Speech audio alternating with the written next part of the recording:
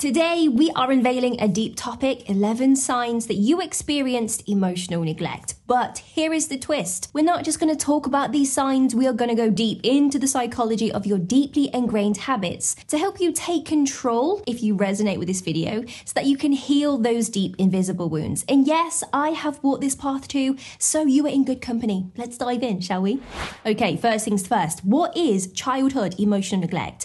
Now, it's not about the things that happened to you, it's about what didn't happen. Maybe you had everything as a kid, big house, fancy holidays, awesome Christmas presents, but then something still felt off. The first sign is poor self-discipline. Do you ever feel like you're just not good at adulting? Now, this isn't laziness, my friend. It's a sign of emotional neglect.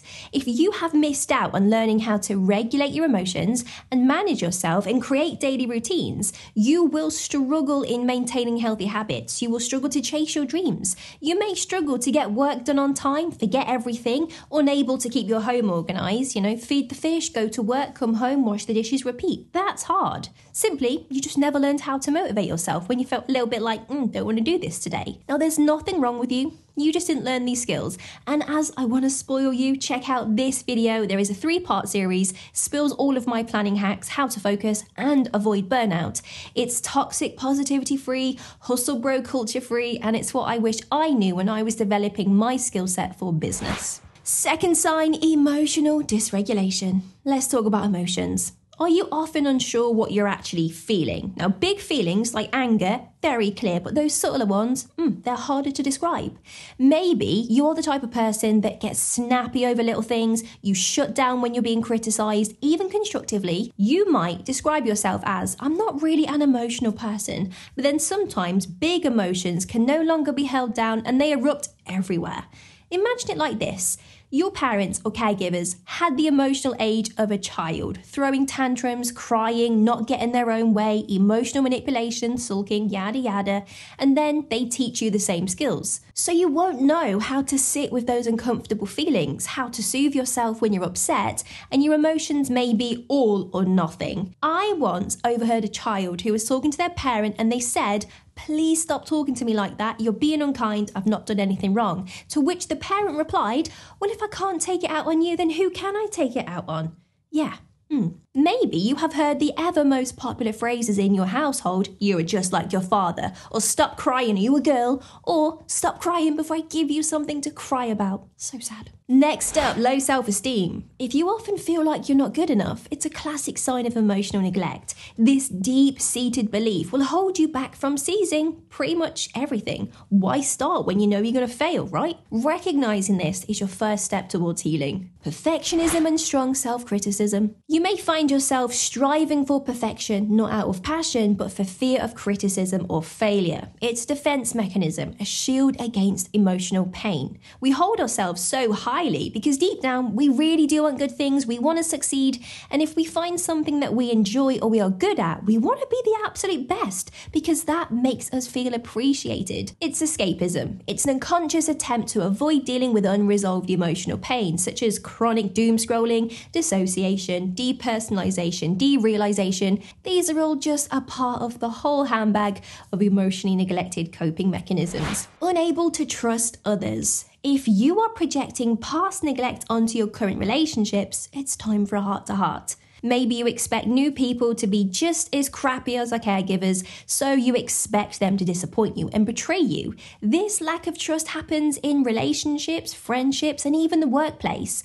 Honestly, the amount of emotional, immature clients I have regrettably worked with that have screamed, "I knew I couldn't trust you, I can't trust anyone," to their co-workers' faces, all because of a tiny accident for the most time was actually their own fault, is shocking. Maybe someone gives you a compliment and you're like, "Wait, what? Are you trolling me?"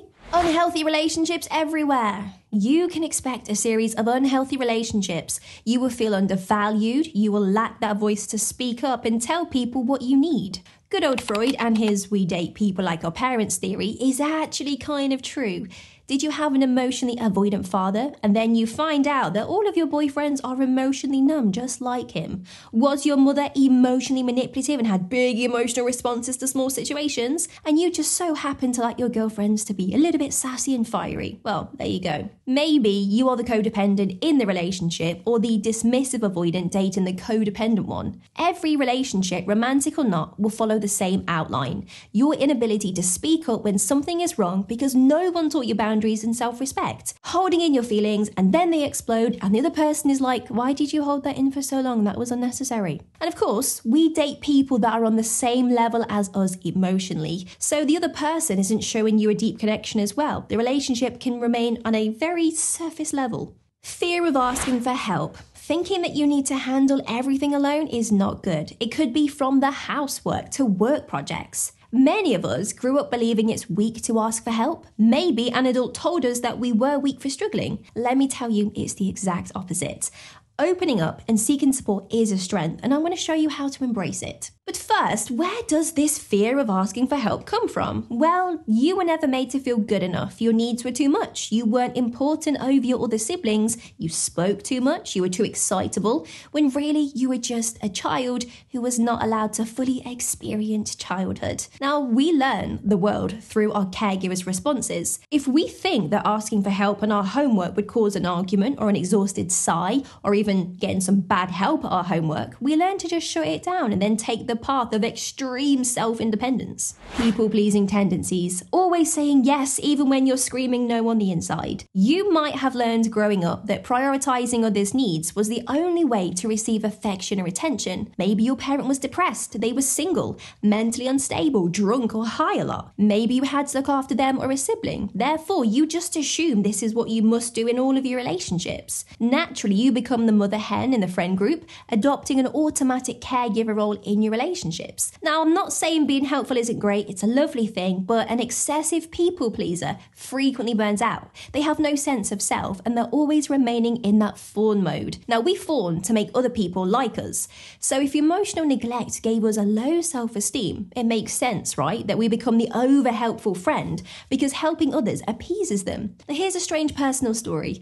Back when I lacked boundaries and didn't really know who I was and what my worth was, I was just normally at a fish and chip shop, stereotypically British, I know. I was ordering something to eat and in my hand I just had a chocolate bar that I bought from the shop round the corner. And the server said to me, "Oh, did you buy that for me?" And immediately I handed it over. The server just looked at me like, what is going on? But I had this compulsion to give whatever I had to him. I didn't understand that I didn't have to give it up. I didn't understand that was a joke. And about 6 to 7 years ago, if you knocked on my front door and said, "I'm going to move into your house, you need to sleep outside in the garden shed, but you still have to pay rent," I would be like, yeah, where's my sleeping bag? Let's go. Shame and anger.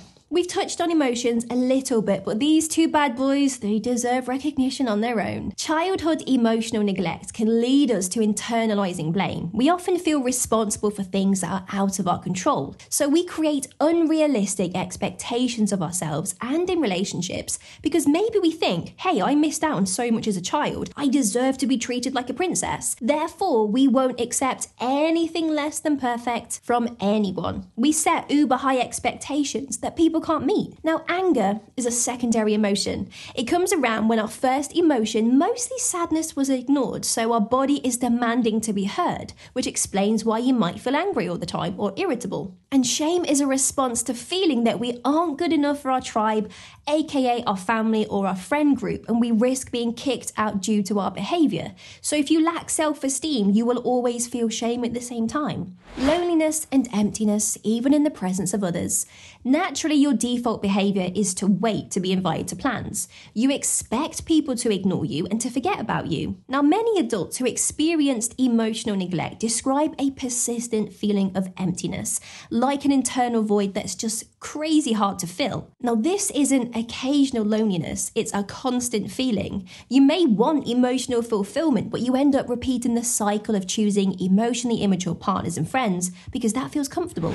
Difficulty nurturing yourself and others. Now, this ties in very close to the previous point. You might find it hard to nurture yourself and remain healthy and other people. It's not a lack of desire to care or to be cared for. It's more about not actually learning how to express care and love effectively. So you may have problems with eating, overeating, undereating, sleep problems, ADHD disorganization, finance issues, difficulty nurturing your friendships, or being too much and treating your friends like they are your parents, posting every small inconvenience into the group chat. You don't know how to nurture yourself, let alone others. So without thinking to soothe an upset friend, instead of holding space for that person to be upset and to talk, you quickly change the subject, or you tell them a time when you went through something similar in an effort to soothe them when really you're actually dismissing their feelings. Understanding our parents. Now, our parents or caregivers, they didn't wake up one day and say, you know what, I am going to emotionally manipulate my daughter for the next 12 years. Or when my son gets home from cricket practice,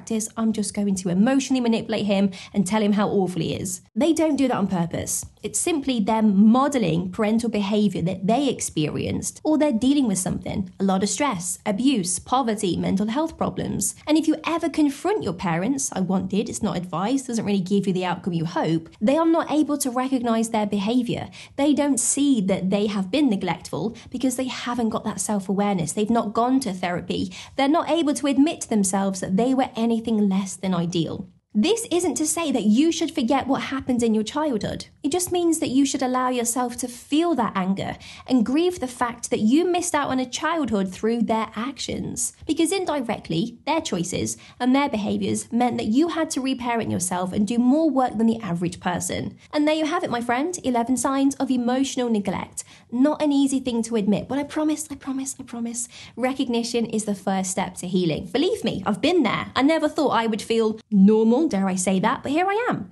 So go and do something kind for yourself after this video. I'm so proud of you for the person that you are today. And thank you so much for watching. And if you could be so kind, give this video a like, comment down below if this video resonated with you, and subscribe if you want more content like this. See you soon.